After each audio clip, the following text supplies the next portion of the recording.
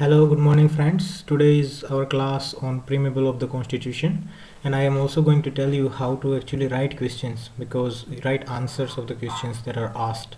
So, because the examiner is only going to see you through your answer, so your answer writing has to be better. And today we are going to learn that also. So, Preamble of the Constitution is very important.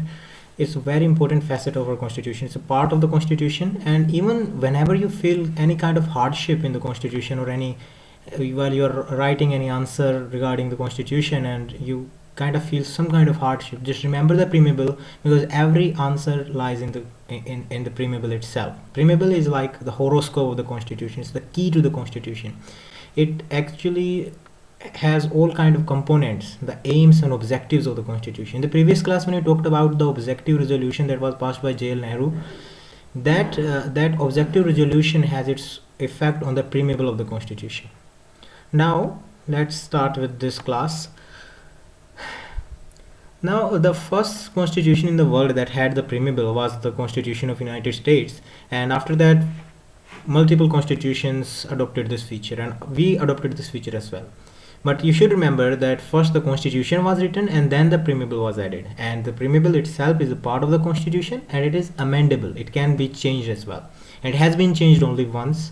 Now we are going to learn this. First of all, whenever you are writing the answer, there is a question on preamble. Basically there will be questions like define the preamble and what is its significance, define the characteristics of the preamble, what is the preamble and its effect on the constitution, define the major characteristics of the constitution. This is the kind of question you will face.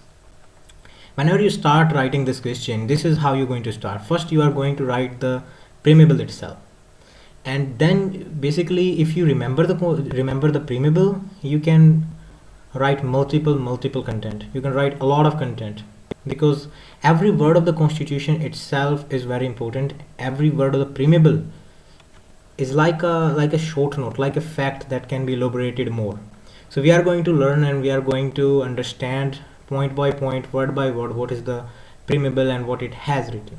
So the first thing that first of all we are going to read this one, and I would like you to write them down like 4 times. Write it down 4 times whenever after the class. So you will you have to remember this. If you remember this, trust me, a lot of your work is done. You will complete the constitution very easily, because everything that is written in the constitution has its key here. It lies here. Summary of the constitution you can say, but not officially. Don't write it's a summary, but to understand it generally, it is like the summary. Everything is written here and then it's elaborated in the constitution.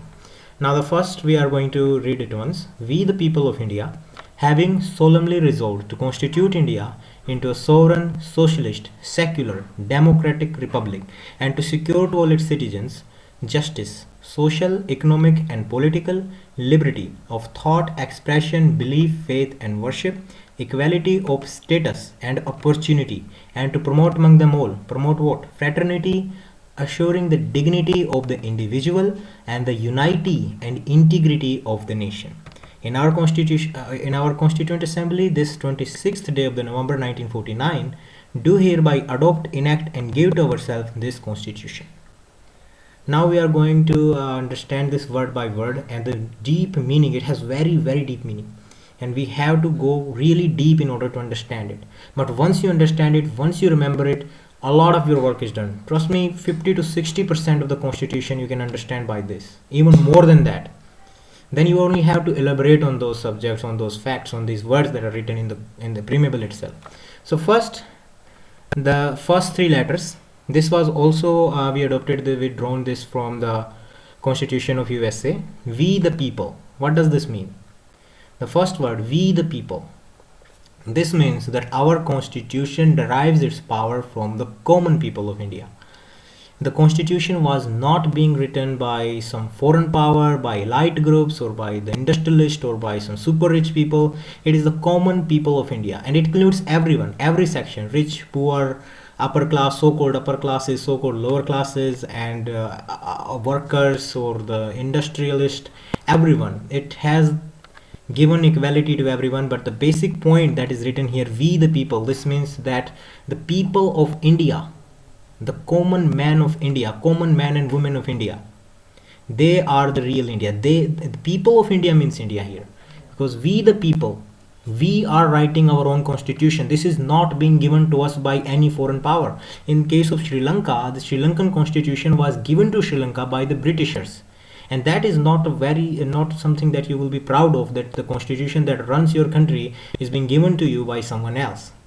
But our constitution makers were very well aware of this fact, and they wanted to have pride that we ourselves wrote our own constitution. So the first thing that we remember here, we the people, this means that the source of power are the people. It's the people that are writing the constitution. Second thing is simple: of India having solemnly resolved to constitute India. Constitute India into what? Now every word, 5 of these words are very important, and every word of them can be elaborated. Now, first word, sovereign. What does sovereign mean? Sovereign means that India is an independent state. We are independent. We are not dependent on any country. We are independent, we are free, we are sovereign, and we can take our own decisions. We do not have to require, we are not requiring, we do not have to get our ideas or our laws or our decisions approved by some foreign power. We are completely free.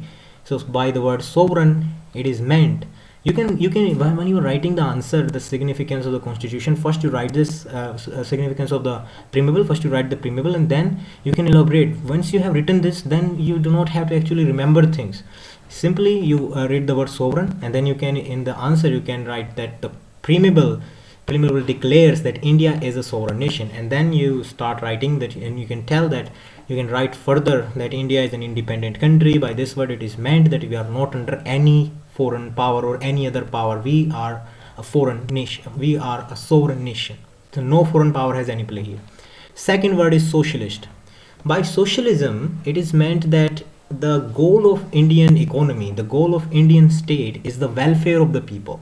There will be some state-run businesses, some state-run enterprises, and in the real life, when you see the examples, like you get subsidies, you get scholarships, you get some other kind of intervention in the interest paying.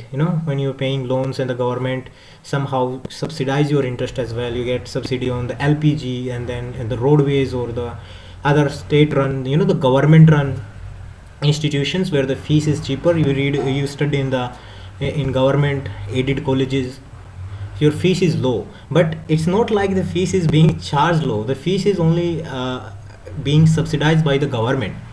In a private institution, something let's assume a course requires 1 lakh rupees, and in the government institution it only requires 50,000 rupees, okay, for an example. But it's not like the same thing is being delivered in 50,000. It means that the government is paying the rest of the 50,000 from its pocket. Of course that is coming from the taxpayers' money, but it's not coming directly on the section of societies. So by socialist it is meant that the goal of Indian state is the welfare of the people, to betterment the situations and positions of its masses, of its population. Third word, secular. And also I would like to remind you this, that secular word was not part of the original preamble. It was amended in 1976, it's what added. But this does not mean that we were not secular since the beginning. We were, because we had freedom of religion as a fundamental right, so we were very much secular. It was not written here, so it was officially written in 1976. By the word secular, it means that India does not have its own specific religion. India gives equal respect and equal protection to every religion, and in India no religion is discriminated. So basically this is what secular being secular means, that India does not have its own religion. It has decided, it has proclaimed equality and equal respect to every religion, equal protection to every religion, and it has also written in Indian Constitution in Article 15, you will read further, that there will be no discrimination on the base of religion. So there is no discrimination or any privileges based on religion. Next thing is democratic. What does democratic mean? I think it's pretty simple and self-explanatory. India is a democracy. There is not a king. There is not a right of the kings, like there is a king, then his son is going to be the next king. No, it's a democracy and people get to choose. People have the power. The voters vote and they can change the government if the government is not fulfilling their desires. So by democratic, we mean that we are a democratic society and we vote, we take our own decisions, we vote and we choose our government and we can change our government. So it basically the government of the people, by the people, for the people. People are choosing, running, the government is running, also being run by the people, and it is also being run for the people, as it mentioned in the word socialist. And the last word here is republic. What does republic mean? Republic means you have to understand that there are two heads in India. One head is nominal, the president, who does not really take decision, he only approves the decision. While the prime minister, he is the one who is taking the decision with the aid and advice of the cabinet, of course. But this means that the state, the nature of the state is republic, because the president is also elected. He does not just have a right, or his sons or his children or daughters, they are not going to be president only because they are the offspring, they are hereditary getting this right because they are born to a president. No, this also means that every office, even the president office, the office of the president is the highest office in India, even that is open for the public. Any person can contest for it with some certain kind of eligibility, like the age should be 35 years. Every person can become the highest post holder in India. This means, in England there is monarchy, even though they have democracy and their prime minister is elected, but still the head of the state, the king or the queen right now, they are hereditary. Now the next head of the state will be the son of the queen. But in India it's not like that. The president is elected every 5 years. And the next thing, and to secure to all citizens, what are we going to secure? Three things. First of all, justice. Justice, what do you understand by the meaning of justice? There can be multiple interpretations of justice. Now here justice is given in three terms: social, economic and political. By social, we have to understand that our society is very, very diverse, and by social justice it meant that there will be no discrimination on the base of caste or based of gender. Every section of the society will be treated equal, and also there will be no special treatment for any section. This is what social justice means. Next thing is economic. Economic justice means that there will be no discrimination on the basis of someone's economic background, like someone is poor or someone is rich. There will be no discrimination. Everyone is treated equal in the eyes of law. Next thing is political. Political justice means that every person in India has same political rights. Everyone who is over the age of 18 can vote, can participate in the election, and also can contest an election. Just like I said, in the nature of republic, anyone can contest the election. You can be MLAs or MPs or PM or president. So everyone will be treated with political equality as well. Next thing is liberty. Liberty, in simple word, if you do not understand the meaning of liberty, liberty means something that is more than freedom. When we use the word freedom, we are basically, it's a very narrow word, that you are free. But by liberty, it means that you are free in which terms? It defines in more, like in Indian Constitution, it is the liberty is giving of what? The liberty of thought. You can think what you want to think. Okay, you can have multiple diverse thoughts. There are you can say there are multiple ideologies. Some people believe in capitalism, some believe in socialism, some people believe in communism.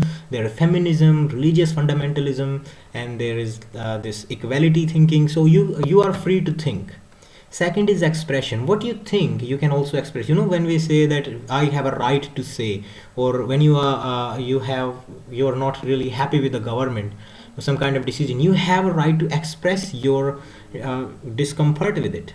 Okay, you can express your dissent against the government. So you have a liberty, you have a freedom to express your values. Next thing is belief. It is liberty of belief, faith and worship. These three things.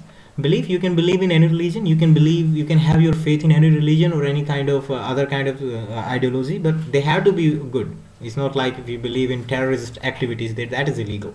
But you can have your faith and worship. The institutions of the religious institution are open for every strata of society. Everyone can go to the temples or the mosque or the churches It's completely free. You can worship the way it is given in your religion. You're free to practice and profess your religion.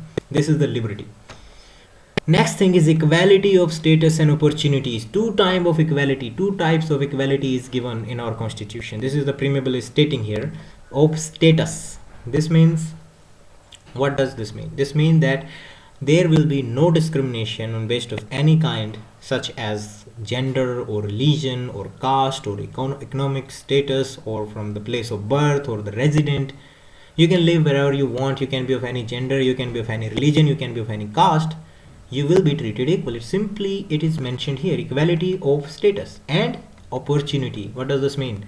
Article 16 of Indian Constitution says that the public offices will be open for every citizen. By public office, I mean, in simple word, the government jobs, or even more than that. It's not just government jobs. It's the offices of high priorities, like the office of the president or office of the prime minister.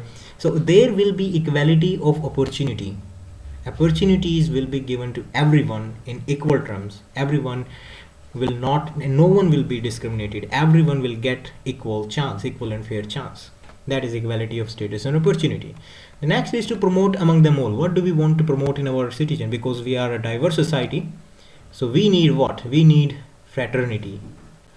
By fraternity, it means that we are going to promote this feeling that even though we are diverse, there are multiple religions and caste and traditions, and even we speak different languages. There are multiple languages. Some of them are even given the constitutional status, and still there are so many languages.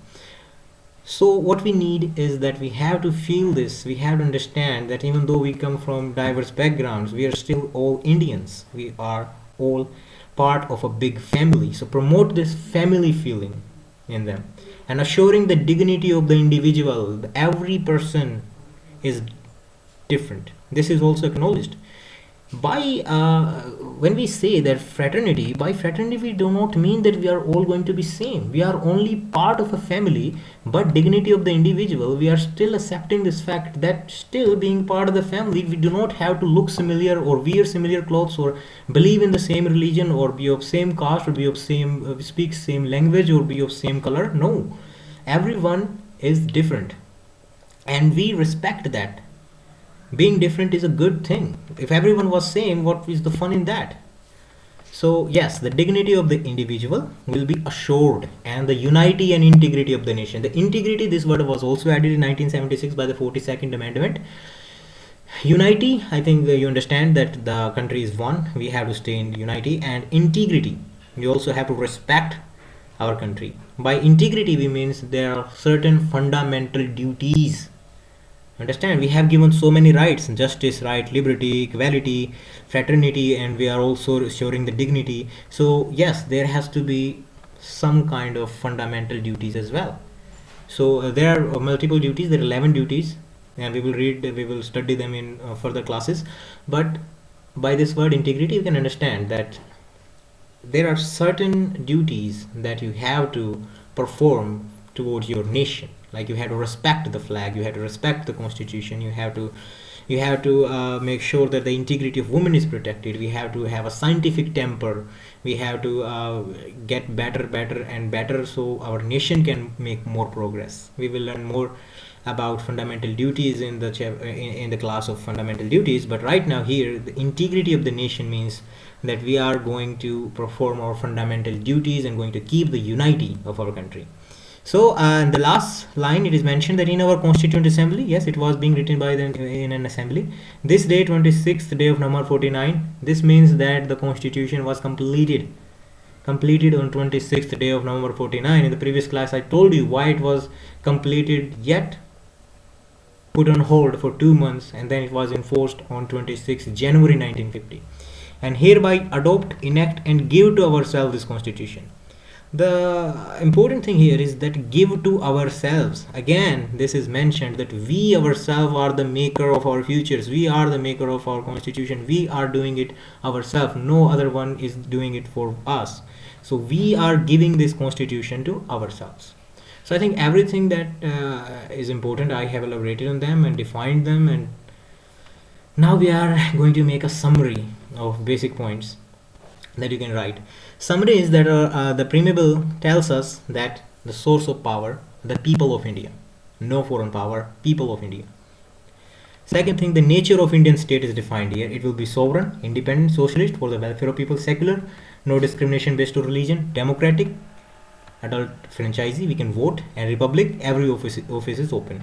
Objective of the constitutions are also given here. And what are those objectives? Like justice, I told you, social, political, economic. Also told you liberty of thought, belief, worship, faith, expression. It's like thought, expression, belief, faith, and worship. Remember them in these terms. So then equality of status and opportunities, and fraternity, and also the integrity and unity of the nation, unity and integrity, and the last point, the date of adoption is mentioned. So I hope the class was of some kind of utilization to you. I hope you learned something, and we will see you in the next class. I'm going to end the class here. Thank you.